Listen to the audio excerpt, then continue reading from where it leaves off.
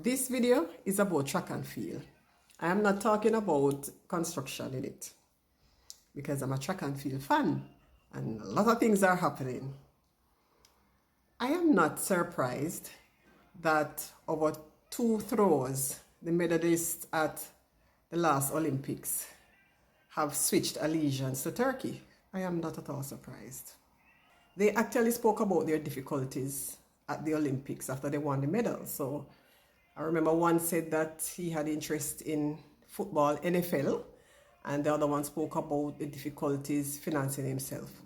Now listen, as a business person, and I've worked for myself for most of my life, over 30 years, people have to make decisions that are in their best interest. And so it is called opportunity cost. You have to weigh your options. You look at what you will give up on one side to gain something on the other side. And wherever the pendulum swings heavier, you decide and you go over there. I am neither celebrating nor condemning any of them. I am empathizing. I understand. And this is what I meant when I say, I know everything good for eat, good for talk. You can't move in silence. And I know as a fan and as Jamaicans, a lot of us are going to be upset.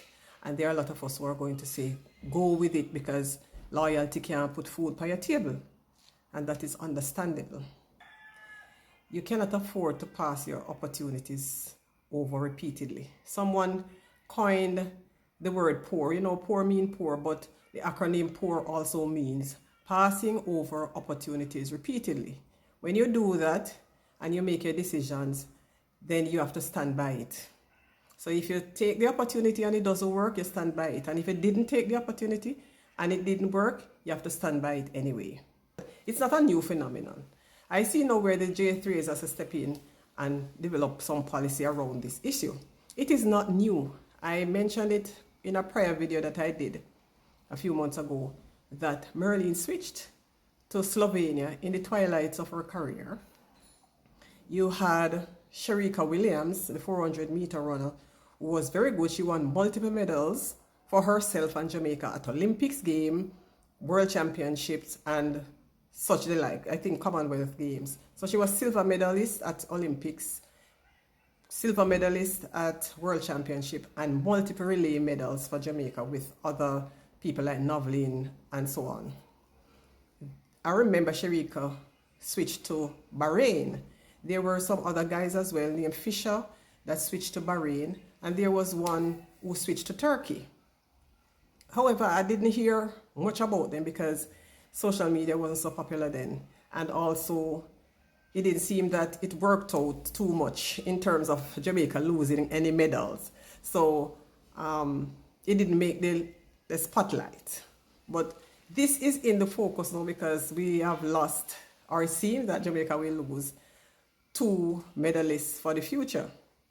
So I see now where something will need to be put in place. And this is what I'm saying, that the whole thing needs to be examined and things put in place because people have to make the decisions that are in their best interest.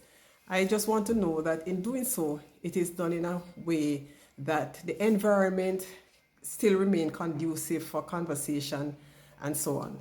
So I'll be at the national trials next week anyway to cheer on those who will come because Jamaica has a good program and Jamaica can make money out of this thing. If they think about it seriously, this can be a big thing if they think it through properly. So this is my 2 cents on the issue.